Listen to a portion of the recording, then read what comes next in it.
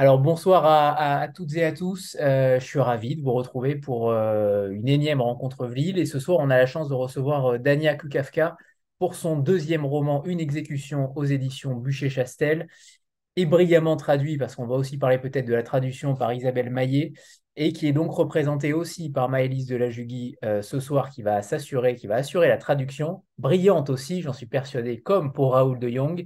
Euh, qui va donc s'assurer de la traduction.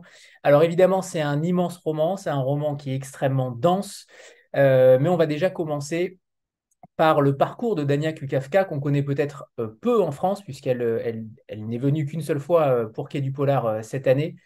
Dania, vous avez débuté, j'aimerais parler de ça d'abord, parce que vous avez débuté dans le monde littéraire en créant, il me semble, une matière à l'université qui s'intitule l'art du roman. Qu'en est-il de cette matière et est-ce qu'elle vous a servi dans l'écriture, notamment pour ces deux romans? So Dania will start talking about you and the very beginning of your career as a writer. And it seems to Anthony that you started creating at the university a topic called the art of the novel. So how did it happen, and also how did you include it in writing both of your novel? Yes. So at NYU, the college I went to, there is a program called the Gallatin School where you can create any kind of major or concentration or studies that you like. So I combined marketing and business with creative writing. And that is how I ended up, becoming a literary agent and also thinking about how to market my own books. So, yes, I was really thinking about um, what people want to read and why they want to read it as I was studying. Oui, donc en effet, à NYU, l'université où j'ai étudié, ils ont ce programme où on peut créer son propre cursus avec une double majeure. Et donc moi, j'avais le marketing et l'écriture créative. Et c'est ça qui m'a permis de commencer à travailler comme agent littéraire et aussi à approcher l'expérience de marketer mes propres livres. Donc vraiment, j'avais en tête ce que les personnes, de l'idée de ce que les personnes ont envie de lire et comment ils ont envie de le lire. Alors à 19 ans, vous êtes un écrivain extrêmement jeune. À 19 ans, vous écrivez le premier jet de votre premier roman dont on n'a pas encore parlé, mais c'est Dans la neige. Et 5 ans plus tard, le succès arrive, succès international, puisque le livre a été traduit dans différentes langues, dans différents pays. Comment vous avez traversé ces années-là de création littéraire entre le premier et le second roman? Est-ce qu'il y a eu une évolution aussi à travers votre écriture? Et surtout dans la manière d'aborder de tels sujets? So at 19, you were a very young writer and you did the first draft of your novel, The Girl in Snow. And 5 years later, it was an international bestseller sold in many, many languages. And then you started on your next novel. So how did you live those years between your debut novel and the second one? And how did you approach the fact, how did you approach your writing? Did your writing grow between the first novel and the second one? And how did you approach these topics that you use? Mm-hmm. The second novel was definitely more anxiety inducing than the first novel because, you know, you write a first book in total solitude, right? You think, I'm doing this for fun, I'm doing this for myself. I don't know if anything will ever come of it. And the second book, you know, the first one has come out, it's been successful, and you think, well, can I do it again? So I had a lot of anxiety around the second book, which I think may be part of the reason the second book is so much more intense than the first book. And I think that my process changed a lot in that I started to really dig into the concepts a little bit deeper and learn how to sit with the words on the page a little bit longer.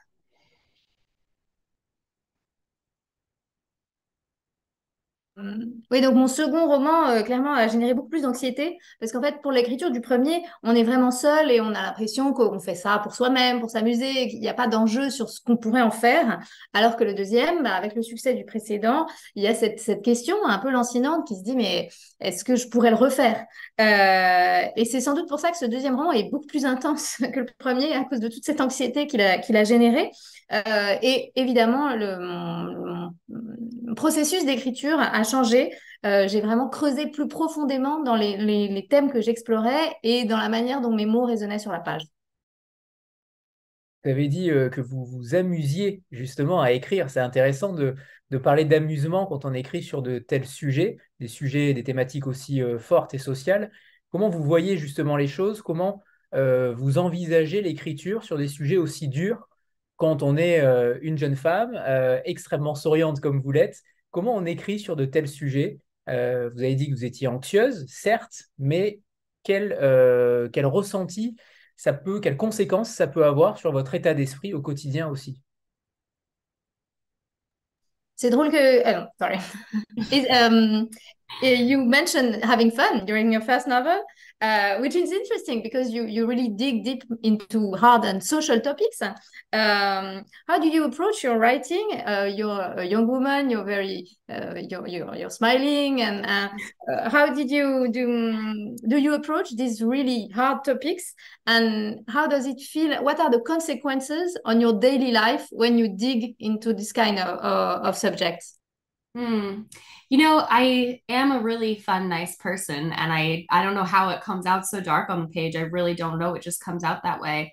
And I think lately I've been really thinking about my writing process as a sort of meditation, or I'm not religious, but maybe almost like prayer in some way, sort of a connection with the self, a connection with the soul, self-care, if you will. And I think it's sort of a communion with my deeper self, and apparently that deeper self is much darker. It's funny, I don't find that I traumatize myself very often. I don't get particularly upset or sad by the things I'm writing about. I'm actually mostly curious about them, which is why I dig so deep into them.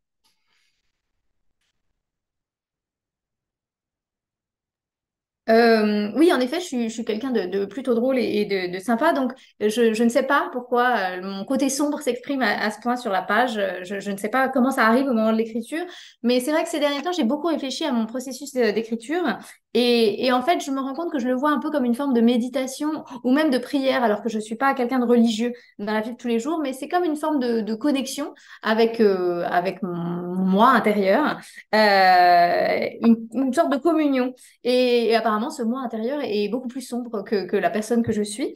Et je dois admettre, je ne suis pas quelqu'un qui va être triste ou tellement traumatisé ou remué par les sujets que j'aborde. C'est plutôt, je suis curieuse en fait de ces sujets-là et c'est sans doute pour ça que j'ai besoin de les explorer aussi profondément. Alors justement, par rapport au premier roman, sans vouloir parler du premier roman, mais quand même, il y a quelques similitudes, même si les deux romans ne se ressemblent pas du tout dans la finalité, mais il y a quand même trois voix, trois personnages, comme dans la neige, que l'on suit tour à tour, qu'on écoute, qu'on comprend parfois, qu'on ne comprend pas à d'autres moments. Mais j'ai l'impression que ce qui vous intéresse, ce n'est pas l'enquête en tant qu'autrice, ce qui vous intéresse, c'est plutôt évidemment la psychologie de chaque personnage, la psychologie passée, présente et future, puisque la temporalité est très présente dans votre roman. Vous allez au-delà de la simple enquête. Et ça fait un bien fou, en effet, de voir des romanciers qui vont au-delà d'une simple enquête qui pourrait paraître banale. Qu'est-ce qui vous motive justement à écrire un roman psychologique? Parce que ce n'est, à mon sens, pas un thriller, ce n'est pas un polar non plus. C'est plus un roman psychologique. Qu'est-ce qui vous motive à créer ce type de roman, ce type d'intrigue? So, Dania, between your debut novel, Girl in Snow, and this one, they are very different novels, but there are a few similarities. In particular, the three voices. We follow them, we listen to them, we understand them, or we don't. But in both of your novel, we can feel that it's not like the mystery that drives you, but really more of the psychology of each character, their psychology in the past, in the present, and in the future, because the timelines are always quite crucial in your work. And it's great to see someone going beyond the mystery, beyond the kind of detective story. And what drives you to write about psychology this way? Because for me, your book is not that of a thriller or a detective story, but much more a psychological novel. So what drives you to this point? Yeah, I think curiosity absolutely drives me. I've always read mysteries and thrillers and thought there must be something deeper underneath this. You know, where are the real people? And that was what I was driven to do. And I also find that plot comes from characters for me. The things that happen in a story only happen because the people create the story, right? And those people for me have to be very real and they have to be deeply psychologized in order to be real. You know, I don't have a degree in that or anything. I'm mostly just interested in people and their weird little brains.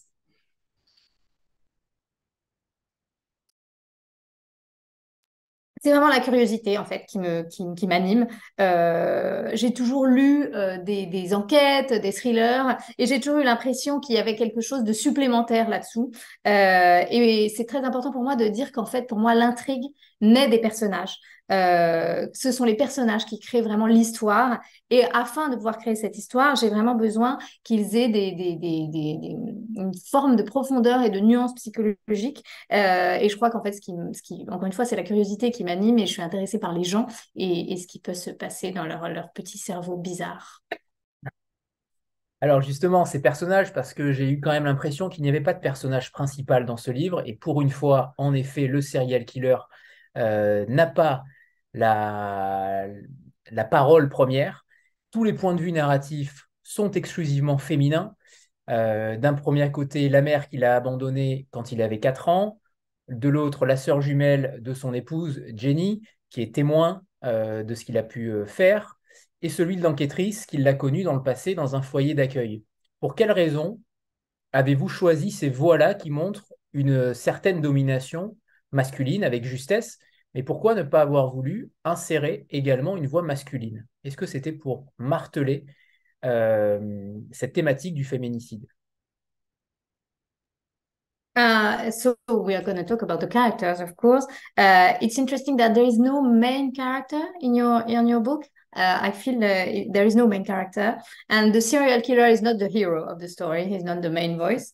The point of views are strictly female, from the mother of the serial killer who abandons him at the age of 4, the twin sister of his wife, Jenny, who sees firsthand what he's capable to do, and then the detective who knew him when he was a child in foster care. So there is no like male domination in the point of view you chose. So why did you choose not to include a male voice? Was it really to show the importance of feminicides? Yes, that pretty much is the answer. Yes, but I will say an earlier draft of this book was told mostly from the perspective of Ansel, the serial killer, and I turned it into my agent and she said, you know what? He's just not that interesting. What about the women? He's not the interesting one here. And I had sort of fed into the very thing that I was trying to flip on its head at the very beginning of writing this book. And that was, you know, a very, very early stage of writing, but it was still there. And it took me really examining what the most interesting aspects of this story are and who should really tell it to make that decision. So I had to go the wrong way before I went the right way.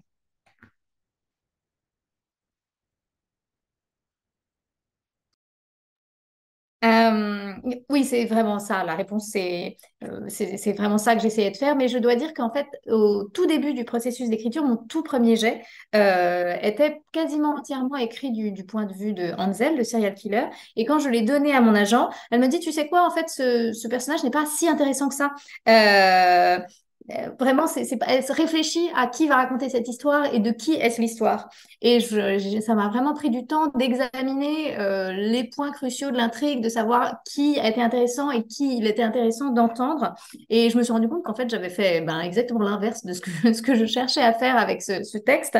Donc, je l'ai repris longuement et je me suis rendu compte qu'en fait, avant, pour aller vers le bon chemin, j'avais dû emprunter le mauvais.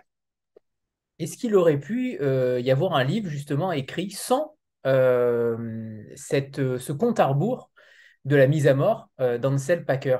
Est-ce qu'il y aurait pu y avoir un livre justement? Parce que là, en effet, vous ne lui donnez pas la voix, mais en même temps, il est quand même présent quasiment à un chapitre sur 3. Est-ce que ça aurait été judicieux de ne pas du tout l'insérer ou de le mettre en filigrane pour encore plus donner la voix aux victimes? Est-ce que ça a été dans votre esprit une possibilité? And have you ever considered not using this kind of countdown to the execution? And so, because even if we don't hear really Ansel, he's present every 3 chapters. Did you consider not giving him a voice at all? And not including him in the chapters and just hearing the women? Yes, I did consider that. It's a very good question. And I really had to examine why I was including him at all if I really wanted this book to be about the women. But the book for me has two sort of conflicting and contrasting themes and under current questions. And those are, you know, how do we give the women the voice? But also, I think it's important to acknowledge that Ansel is a person. And I think that's part of the challenge of the book is acknowledging without sympathizing, without, you know, making him into a hero, without glorifying him, also acknowledging that he is a person and that he is also in pain, no matter what he has done. And that to me was a really interesting give and take alongside the women.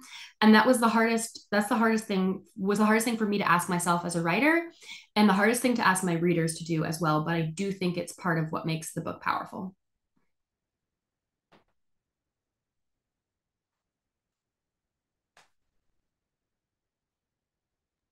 Yes, oui, pardon. Oui, c'est une très bonne question et c'est quelque chose, c'est une question que je me suis longuement posée parce que pour moi, il y a deux thèmes principaux et qui entrent en conflit dans ce texte. La première chose, c'était comment est-ce que je redonne la parole aux femmes et aux victimes. Et la seconde, c'est pour moi, ce qui était aussi important, c'était de montrer que Ansel était une personne.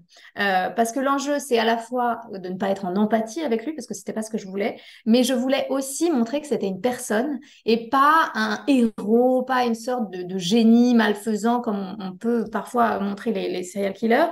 Donc il y avait cet équilibre à trouver entre le montrer en tant que personne et une personne qui peut être une personne vulnérable et qui souffre, et en même temps ne pas en faire le héros de l'histoire. Et pour moi, ça a été la chose la plus dure dans ce texte, de naviguer dans cet équilibre-là en tant qu'écrivain. Et c'est sans doute la chose la plus difficile que je demande au lecteur. Mais je pense aussi qu'au final, c'est pour ça que le livre a été aussi puissant à la fin. Alors, on reviendra sur Ansel Packer après, parce que pour une fois, on ne va pas parler du serial killer tout de suite. Mais c'est un roman qui donne évidemment la voix aux victimes. Et ce que j'ai particulièrement apprécié, c'est aussi qu'il y ait une autre alternative au destin de ces victimes. J'ai trouvé ça très judicieux de leur imaginer une vie si Ansel Packer, pardon, n'était pas passé par là ce jour-là. Euh, il y a peu d'individus qui, en effet, se souviennent des noms des victimes. Et ça, dans tous les pays qui peuvent exister, on se souvient évidemment beaucoup plus de celui du tueur. Et là, je viens de dire évidemment, alors que ce n'est pas une évidence. Est-ce que vous avez une explication par rapport à ce phénomène-là d'obscurantisme par rapport au nom des victimes? Pourquoi oublie-t-on si souvent le nom des victimes et retient-on celui du tueur? So we'll get back to Ansel later because we're not going to start with him. I really love that your voice was giving voice to the victims, and especially that they have some kind of alternative destiny, like what would have happened to them if they hadn't crossroad with Ansel Packer. I thought it was brilliant. And it's very striking that we forget the names of the victim. I think it's the case everywhere. We know the name of the serial killer and it seems like something so obvious, but we don't remember the victim's name. Do you have some kind of explanation on why this phenomenon? Why do we forget the names of the victim and everyone knows names of the serial killer? Yeah, I do think this is a uniquely American problem that we've had since the 70s and 80s in this country, where we're so intrigued and so fascinated by the bad men that they become the headline. The women don't become the headline, right?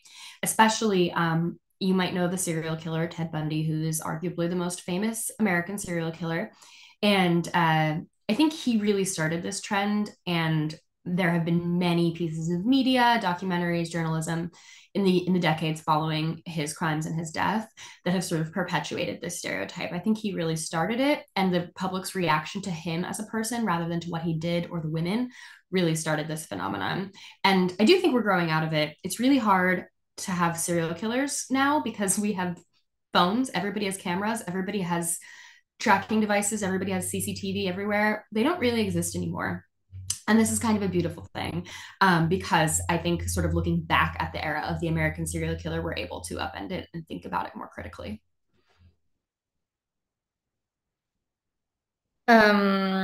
Alors moi, je pensais que c'était vraiment un problème majoritairement américain.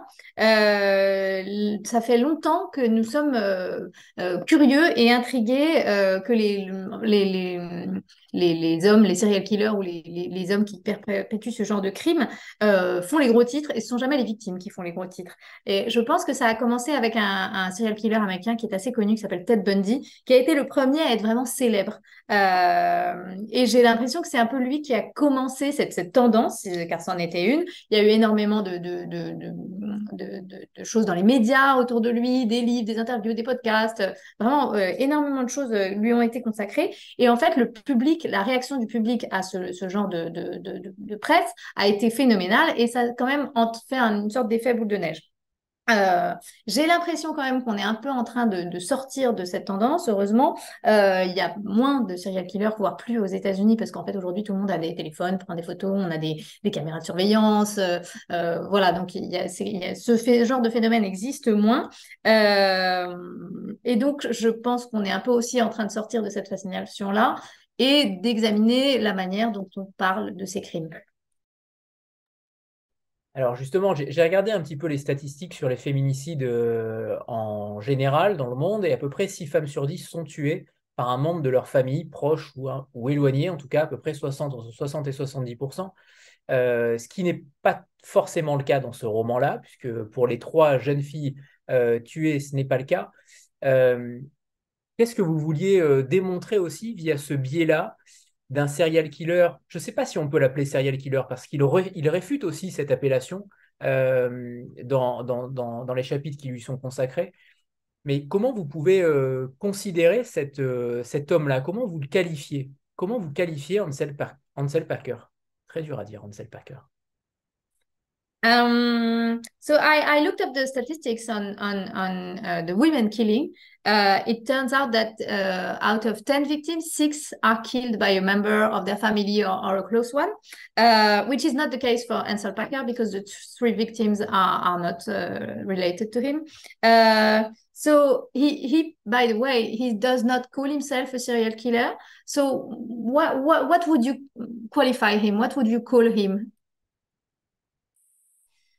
That's a great question. I call him a serial killer because I actually did do research into what qualifies a serial killer, and I believe it's just a series of sort of, what's the word I'm looking for? It's a series of methodical murders, and I think the 3 women at the beginning fall under that category. But Jenny, who is his family or his ex-family, obviously falls under a very different category, and I saw that as an escalation for him. I felt like his serial killer days were over, and this was the only way he knows how to get his emotions out is to hurt somebody that he loves.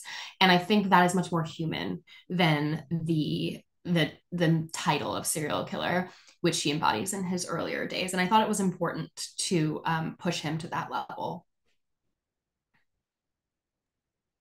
C'est une très bonne question. Moi, je l'appellerais un serial killer parce que quand j'ai fait mes recherches sur qu'est-ce qui qualifie l'appellation de serial killer, c'est quelqu'un qui tue en série suivant une méthode particulière, en suivant une méthode. Donc, c'est le cas pour lui, pour les 3 victimes. Évidemment, c'est très différent pour Jenny, qui est de sa famille ou de son ex-famille. Et pour moi, je voyais ça comme une forme d'escalade de la violence, c'est-à-dire que à ce stade de sa vie, Ansel Parker a un peu fini ses jours de serial killer. C'est derrière lui, et en même temps, la seule manière qu'il a d'externaliser ses émotions, c'est la violence, c'est de tuer quelqu'un et notamment de faire du mal aux gens qui l'entourent. Et donc, il y avait une forme d'émotion là-dedans qui touchait plus à son humanité qu'à une catégorie comme ça, comme un serial killer. Et je trouvais que c'était intéressant de montrer cet aspect-là et de montrer la différence, c'est pas le terme qu'elle a utilisé, mais de montrer les deux parties de sa vie et l'utilisation de la violence. Ce qui m'a beaucoup frappé également, c'est ce personnage-là. Donc, en effet, Ansel Packer, je vais avoir du mal à le dire toute la soirée, je crois, fait penser au personnage de Meursault, j'ai trouvé dans d'Albert Camus, dans la façon de se voir commettre ces crimes-là. Alors, je ne sais pas si c'est une inspiration qu'elle a pu lire, peut-être. Je ne sais pas si elle lit de la littérature française, francophone. Mais est-ce qu'il y a eu dans vos lectures quelque chose, un déclic qui vous a donné envie de vous attacher à ce genre de personnage, à ce type de personnage? Est-ce qu'il y a une affaire, peut-être, un fait divers, une affaire qui s'y prête? Mais est-ce qu'il y a eu un déclic particulier pour vous attacher à écrire sur ce type de personnage-là, si complexe à décrire, si complexe à envisager dans un roman, pour éviter de tomber en effet dans un certain manichéisme, et ce que vous ne faites pas du tout, et ça c'est plutôt très rafraîchissant. En effet, il développe une certaine théorie, on en parlera juste après. Je laisse Maëlys traduire, parce que là ça commence à devenir long. Pardon. So about Ansel Packer, reading the book, I thought about Morceau, the character from Albert Camus, who is seeing himself doing these crimes. I don't know if you've read Camus or if you yeah. But did you have any like readings or any particular type of crime of history in the press that drove you to write this particular character, which is very complex, and you do it without being cliche or really black and white, which is really refreshing. So is there some kind of spark that light your path to this character? I read Albert Camus in high school, and I hadn't really thought about it since then, but I remember it moving me and changing me. And I remember the feeling of reading that scene at the end of the book, the murder scene, and feeling kind of blown away by it. And I do think, actually, great catch, I do think it totally influenced me, and I have never really thought about that before. So thank you.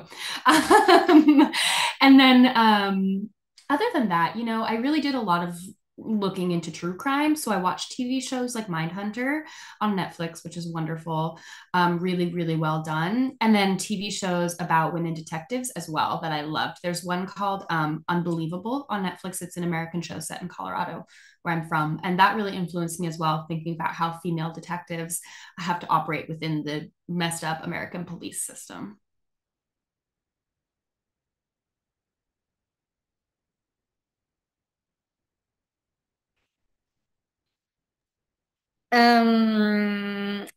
J'ai effectivement lu Albert Camus quand j'étais au lycée et je me rappelle que ça m'avait vraiment énormément touchée et j'avais été extrêmement admirative et notamment la scène finale où il se voit commettre ce meurtre m'avait définitivement vraiment modifiée. Donc maintenant que j'y pense, oui, je pense que quelque part inconsciemment j'ai été assez influencée par ça, mais je m'en étais pas rendu compte, donc merci. Et par ailleurs, je me suis vraiment tournée vers le true crime au moment d'écrire ce livre. J'ai regardé aussi des séries télévisées. Il y a Mindhunter sur Netflix qui était vraiment une source d'inspiration. Et je me suis aussi beaucoup renseignée sur les femmes enquêtrices dans la police américaine. Donc, il y a un autre show qui s'appelle Unbelievable qui est excellent. Pour voir comment elles arrivaient à opérer au milieu de ce bazar qui est la police américaine. Alors justement, cette théorie que développe Ansel Packer, c'est celle de s'évader déjà. Là, c'est la première chose, c'est qu'il a envie de s'évader. Et il va donc utiliser une femme pour tenter de le faire. Et il a une certaine théorie avec un T majuscule, je crois, dans le roman. Celle que nous sommes, cette théorie développe que nous sommes tous gris, flottants entre le bien et le mal. Comment vous arrivez à cette théorie-là, très intellectuelle de sa part, même si en effet elle paraît logique de voir cette absence manichéenne en effet entre le bien et le mal, mais D'où vous vient cette théorie-là? Comment vous arrivez à mettre dans la bouche d'Ansel Packer cette théorie qui entre guillemets, séduirait peut-être un certain lectorat, qui séduit le lecteur concrètement dans sa façon d'appréhender les choses et de voir, d'éviter de voir le mal dans cet homme-là? So Daniel, we're going to talk about the theory, the Ansel Packer theory. First one, he's wanting to escape, and he's going to use a woman to do so. And then there is the theory with a capital T that he exposed that says that we are all gray and we are all floating between bad and good. And how did you come up with this kind of intellectual theory? And why did you want to put that in his words? And why did you want to include this kind of theory that could appeal to a certain type of reader who's really comfortable not saying that no one is good or bad and we're all in this gray area? I wanted to give Ansel a way to try to explain himself or justify himself. He believes that he's smarter than everybody. He believes that he's somehow different, even though all he's done is the same thing that many men have done, which is kill women. It doesn't make him different. But he likes to believe he's special. And I wanted him to have his theory, A, so that he can try to vocalize and verbalize that, and B, so that the reader can see that he's actually not special. There's not actually anything interesting about his theory. It's nothing new. It's sort of fake intellectual. It's not as smart as he wants it to be. And that was important to me, to show that he thinks he's really smart, but actually most readers are smarter than he is. And we can see straight through him. And for me, it's sort of like an emotional posture he's trying to take, and in the end fails to take.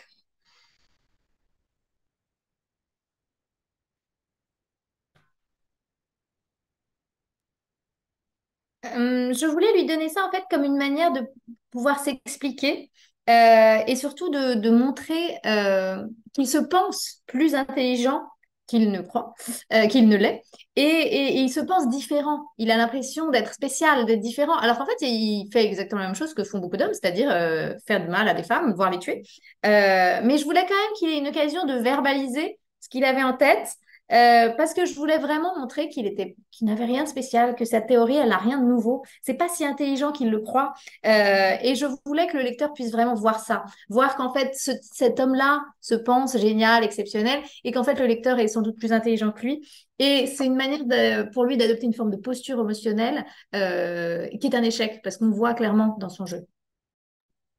Ce qui m'intéresse aussi, c'est ce qui s'attache au déterminisme de l'individu, puisque là où vous ne tombez pas dans le piège de dire que Ansel Packer a eu une enfance douloureuse et donc qu'il s'est réfugié dans le crime. Et ça, c'est plutôt intéressant de voir que vous ne tombez pas dans ce piège-là, dans la facilité qui souvent peut arriver dans certains thrillers, où là, pour le coup, l'élément perturbateur, il y a un élément perturbateur, je ne sais pas si on peut en parler, il arrive quand même assez tôt dans le livre, mais il va le poursuivre jusqu'au bout. Ce sont ces cris, ces hurlements qui résonnent dans sa tête. Je ne dirai pas de qui, on ne va peut-être pas le dévoiler, mais est-ce que pour vous, il y a un certain déterminisme aussi par rapport à un élément traumatisant d'une vie?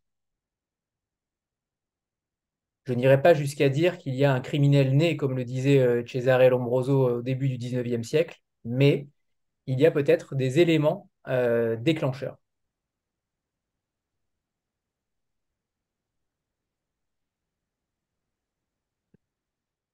You talk a lot about like kind of the fate of the character. So you were really clever in avoiding the kind of trap of saying that because he had a very difficult childhood, he would go into crime and that's his definite determined path. So you really avoid that really cleverly. But we see there is a trigger quite early in the book. We're not going to spoil it, but there is the trigger. He has these screams into his head. So we know there is an initial trigger. So I wouldn't say like Cesare Lombroso that there is a born criminal. But was it how did you approach the fact of giving him that kind of trigger? Yeah, I think those kinds of triggers are very real for men who are violent, and I think how I approached this was mostly through Safi. Safi taught me so much about Ansel because they had such a similar childhood, such a similar upbringing, incredibly similar traumas. You know, Safi lost her mother at a young age as well. And they were in the same home as children. And the question for me about nature versus nurture was really answered by Safi, who has the parallel existence, the parallel childhood, but does not make the choice to kill people. Ansel does make the choice to kill people. And from that perspective, it's very easy to say that is a choice. That is not something that is ingrained from his childhood. It is his fault. He does make that decision. And that was, Safi really put that into relief for me. En fait, je pense que ces éléments perturbateurs dont vous parlez, ils sont très réalistes pour les hommes qui se tournent vers la violence. Et pour moi, quelque chose qui m'a vraiment éclairée, c'était d'explorer le personnage de Safi, parce qu'ils ont des enfances très, très, très similaires, même bizarrement similaires. Ils ont tous les deux vécu des traumas très forts. Elle a aussi perdu sa mère à un très jeune âge. Ils étaient dans la même famille d'accueil. Donc, la question était un peu nature versus culture. Ils ont des enfances parallèles, mais dans le cas de Hansel, il choisit de tuer. Et c'est un vrai choix. Sa fille ne fait pas ce choix-là et c'est là que ça diverge. Donc moi, vraiment, ce qui a été important pour moi dans cette exploration-là, c'était cette espèce de comparaison que je pouvais établir avec une enfance similaire. Par rapport à ce... Tout à l'heure, vous avez évoqué des séries, des matériaux, un livre. Mais quel a été votre matériau principal? Est-ce que vous vous êtes aussi renseigné? Alors, vous avez dit tout à l'heure que je crois que vous étiez renseigné par rapport au rôle de Safi dans la réalité des faits, mais est-ce que vous vous êtes aussi renseigné par rapport à ce statut de serial killer? Est-ce que vous avez discuté avec certaines victimes pour témoigner également de leur douleur, de leur ressenti par rapport à, à une certaine impunité parfois, à une peine capitale qui n'était pas forcément juste et utile, parce que on va pas dire que c'est un plaidoyer contre la peine capitale, mais on n'en est pas si loin, et j'aimerais avoir aussi son avis ensuite sur ça, mais quels a été ses matériaux principaux pour décrire le rôle des victimes, mais aussi le rôle du serial killer? So earlier in the conversation, you were talking about the series you watched, the books, but what was your principal material to explore the statute, the role of the serial killer? Did you talk to victims' families? There is also the question of the death penalty. Your book is pretty much not a shout against death penalty, but it's pretty much there. So what material did you use in particular? What was your principal material to explore this topic? The reality of the prison system in America. I did so much research. The prison that Ansel is held in is the real prison where 1/3 of our country's executions take place. And every detail in those prison sections is as real as I could muster, as I could find. So I ended up hiring a research assistant who lives in Texas. He was a PhD student and he was able to find, blueprints for the prison. He talked to former correctional officers, he talked to lawyers, he talked to judges. And I also scoured websites of prisoners who were living in this particular prison at like currently. I didn't actually make contact with any of them because that comes with a lot of complication. A lot of them really want money or lawyers or someone to advocate for them, and I'm clearly not that person. But I was able to find most everything I needed online, and it's all based on the truth of what's happening in the country. En ce qui concerne le système judiciaire américain, c'est vraiment là où j'ai fait le plus de recherches. La prison dans laquelle est enfermé Ansel est basée sur une véritable prison où ont lieu 1/3 des exécutions capitales qui ont lieu aux États-Unis. Et donc, j'ai embauché un assistant en recherche qui est un doctorant qui vient du Texas et qui a pu trouver des plans de cette prison, à parler à des juges, à des avocats, à des surveillants pénitentiaires. Je suis allée sur des sites qui sont tenus par de prisonniers qui sont en ce moment dans cette prison-là. Je n'ai pas pu établir de contact direct avec les prisonniers parce que c'est très compliqué. La plupart d'entre eux veulent soit de l'argent, soit des avocats qui vont pouvoir les défendre et plaider leur cause, et c'était absolument pas ce que je cherchais à faire. Donc j'ai trouvé beaucoup de choses sur Internet, j'ai trouvé beaucoup de choses grâce à cet assistant de recherche, et vraiment toute la partie qui est sur la prison telle qu'elle est aujourd'hui aux États-Unis et le système d'exécution capitale, c'est extrêmement réaliste. J'ai mis tous les détails que j'ai trouvés dans ces sections-là. Alors justement, sur cette exécution capitale, c'est un système qu'on ne connaît plus en France depuis très longtemps, qui existe toujours aux États-Unis. Euh, quelle est sa vision justement? Est-ce qu'elle a, on sent dans son roman qu'il y a quand même une partie engagée, mais pas totalement non plus, parce que j'ai eu l'impression quand même qu'il ne fallait peut-être pas aller trop loin dans cette critique-là. Quel est son sentiment par rapport à cela, par rapport à la peine capitale?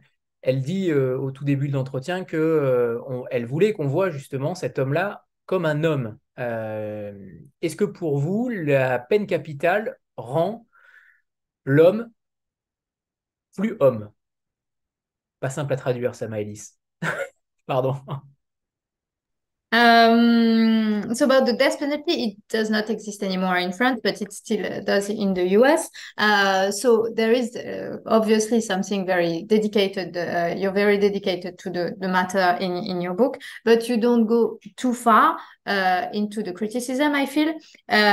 You said earlier in the conversation that you wanted people and readers to see Ansel as human. Was using this matter of a death penalty a way also for the reader to see him as a human being? Absolutely, yes.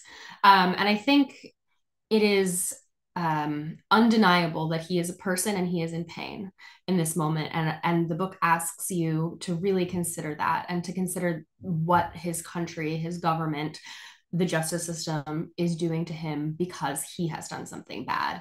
And the question I wanted to ask on that front is really, what are we gaining here, right? Nobody wins. Nobody wins with the death penalty. The victims' families aren't even winning. Hazel is not winning.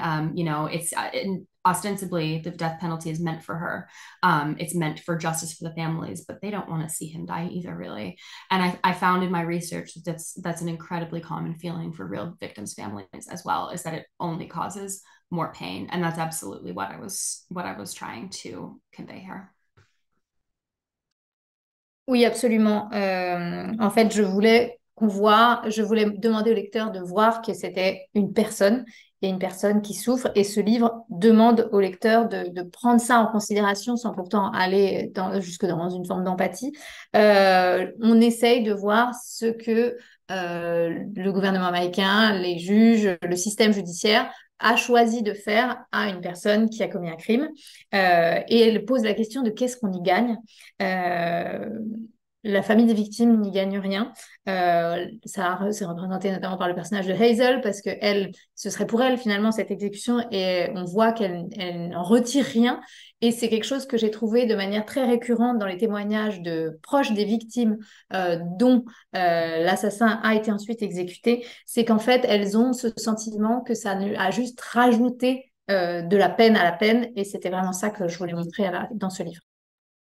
Alors justement, c'est bien que vous citiez Hazel, puisque est-ce qu'il y a vous citez Jenny Holzer, l'artiste américaine que vous citez en épigraphe, qui vous lui faites dire, en tout cas, je pense que c'est une phrase qu'elle a pu sûrement écrire sur un mur, ou en tout cas dans un lieu, vous lui faites écrire: j'ai les yeux grands ouverts en ce lieu où meurent les femmes. Est-ce que le personnage d'Hazel est inspiré? Il y a une certaine homonymie avec Jenny Holzer, je ne sais pas, mais en tout cas, ça m'y a fait penser. Est-ce que vous vouliez aussi rendre hommage à cette femme, à cet artiste-là, à travers ce personnage d'Hazel? So as we're speaking about Hazel, you start the book with a quote from Jenny Holzer, the female artist, and I was wondering, you say I have eyes wide open in this place where women die. And I was wondering if Hazel was kind of inspired by Jenny Holzer because they have some kind of similarity in the sound of their names. So did you want to pay an homage to Jenny Holzer through Hazel?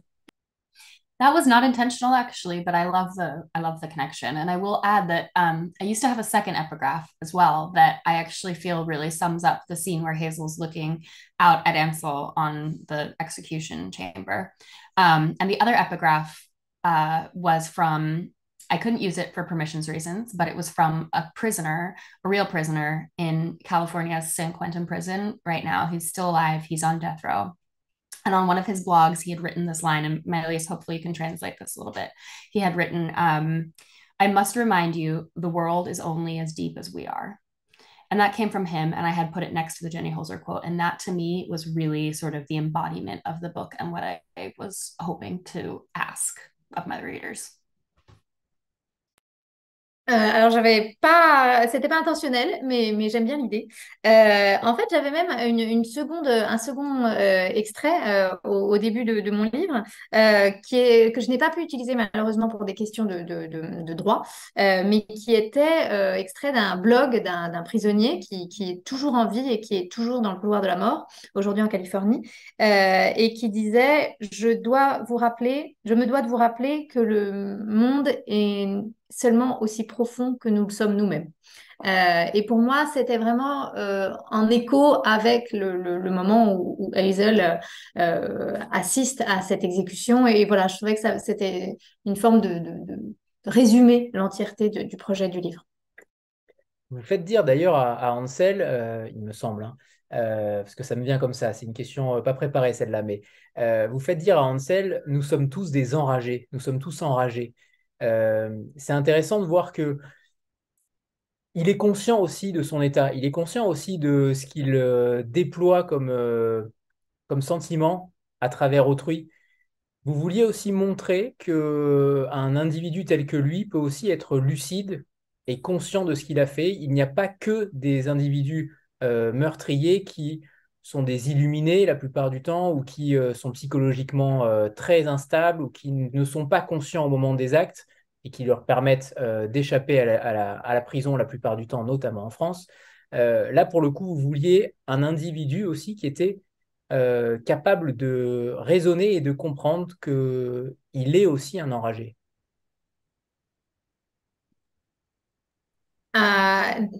There is a line, I'm not sure because this is a question that just popped into my mind, so I didn't prepare it. But there is a point in the novel where Ansel says we are all enraged. And it's interesting because it shows he's very clear about what he did and the feelings he put out there and the pain he's causing.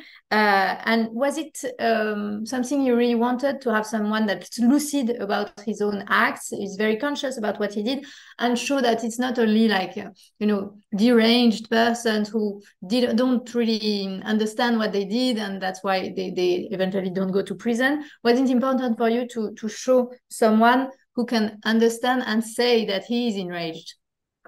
Yes, absolutely. And I think what was most interesting for me about writing this book, obviously people who are innocent should not go to prison. Obviously, people who cannot understand what they've done have a different path to punishment, whatever that might mean, right?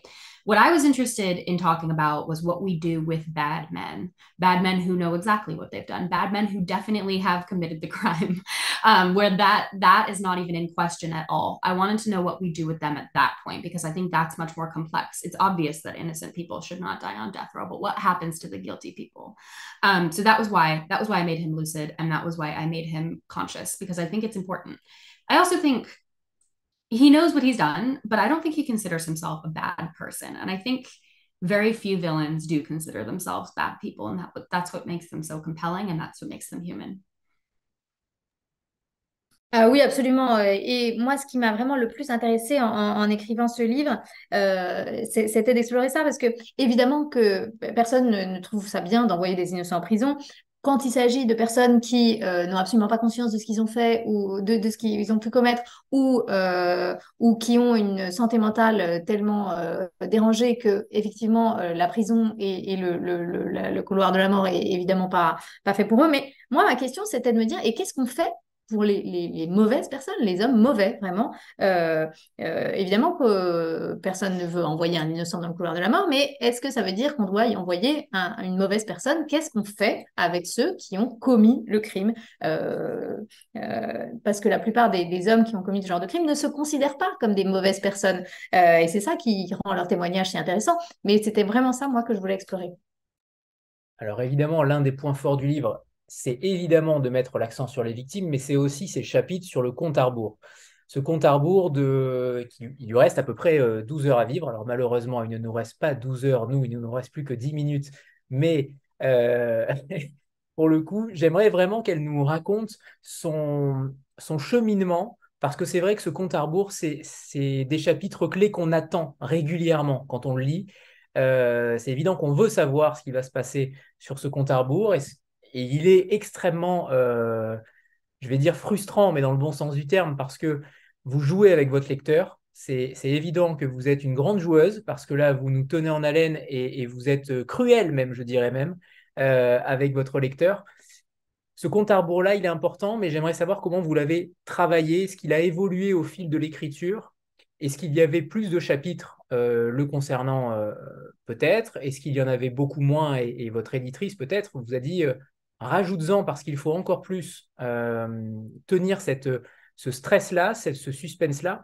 J'aimerais savoir comment donc elle a travaillé ces chapitres en alternance. So of course, one of the key elements of the book is that you give the voices to the victims, but there is also this element of the countdown where we follow Ansel for 12 hours. So we don't have 12 hours, we only have 10 minutes left. But I really want to know how did you approach that path? Because those chapters are really key to the novel, and the reader finds himself waiting for it, and we want to know as reader what's going to happen, and you do play with us. It's really frustrating in a nice way, but also a bit cruel. So how did you work on that? Was there initially more chapters on that vein? Was it a way to infuse tension? Did you put more or less? How did you work this countdown? Yeah, I wrote many drafts of this book where I didn't have the countdown at all. It was actually a later, once the book really began to take shape, I knew I needed some sort of structure that would increase tension and would allow me to tell the story in a smaller time frame. And that was how I came up with this. But before the countdown, the book was told from the entire timeline of Ansel's life from his perspective. And there was only one scene that was set in the prison. And my agent said, this is the most interesting part. And I said, okay, well, that's going to be the whole thing now. And that was how that came out. And that was, hundreds of hours into the drafting process. En fait, il y a eu énormément de versions de ce manuscrit où il n'y avait pas du tout de scène de prison. Et c'est venu vraiment plus tard quand je me suis dit que j'avais besoin d'une forme de structure pour vraiment gérer la tension du livre et de pouvoir raconter l'histoire dans un temps plus resserré. Et en fait, avant d'insérer cette question du compte à rebours, le livre en fait, suivait l'entièreté de la vie d'Ansel Packer. Et il y avait une seule scène en prison. Et quand j'ai donné cette version à mon agent, elle m'a dit, oh, ça, c'est vraiment une des scènes la plus intéressante. Et donc, je me suis dit, bah, très bien, ce sera tout le livre comme ça. Alors, il me reste peu de temps pour les questions, mais il m'en reste encore 3. Tous vos personnages principaux dans vos 2 romans, d'ailleurs, sont des inadaptés de la société. Quasiment tous, en réalité. Ils ont beaucoup de failles, de nombreuses failles, comme nous tous, finalement. Est-ce que ces comportements vous fascinent en tant qu'écrivain? Est-ce que c'est là que vous allez gratter la matière psychologique? So we only have a few minutes left, but in both of your novels, the characters are kind of marginal or socially inadapted, like all of us. And is it something that really interests you? Is it the place that you want to scratch to get into your writing? Yes, I'm interested in humans with brains that work in intriguing ways. And I think that is where the psychology of it comes in, where the characterization of it comes in, and the plot comes after that. So I do think of the people first. And these are just more interesting people to me than anyone who's not on the fringes of society in that way. Oui, absolument, parce que moi, ce qui m'intéresse, ce sont les êtres humains dont les cerveaux fonctionnent de manière un peu intrigante, comme ça. Donc, c'est ce que, en premier, pour moi, vient la psychologie du personnage et l'incarnation du personnage, et ensuite, l'intrigue découle de ça. Donc, voilà, moi, je m'intéresse aux gens, et notamment aux gens qui sont comme ça, un peu dans les franges de la société. Alors justement, est-ce que cela va continuer? Est-ce que vous allez continuer sur votre prochain roman? Et je suis persuadé qu'il est déjà écrit d'ailleurs. Je le sens. Mais justement, est-ce que vous allez aussi vous attacher à continuer dans ce sillon-là, à gratter, à créer encore? Parce que c'est difficile d'imaginer que vous pouvez encore aller plus loin après celui-ci, tellement il est brillant.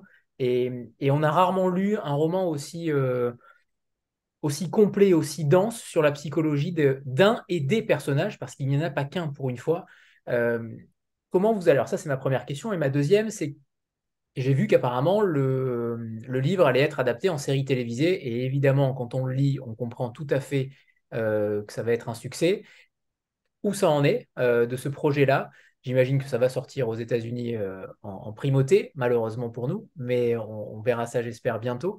Voilà, mes deux prochaines questions sont sur ce sillon-là qu'elle va peut-être encore créer sur le prochain, et ensuite sur la série télévisée, si elle intervient d'ailleurs en tant que scénariste, peut-être. Um, it's two questions. So the first one is about the path you're taking now. Anthony believes you're writing a new novel, and he absolutely believes you've written the new novel. So how do you walk that path? Because your book is so complex and so well done. It's kind of hard to imagine you going even further. So are you still taking that path?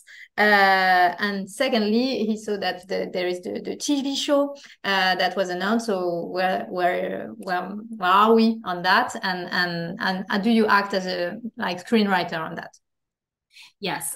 So I am hard at work on my new book, as Miley's knows. And this one I'm pushing, it's still crime fiction, but I'm pushing it in a new direction with a little bit of speculative fiction this time. So it's going to be a little bit different and a little bit weirder, I think. And I'm excited for that. It feels a little bit bigger to me.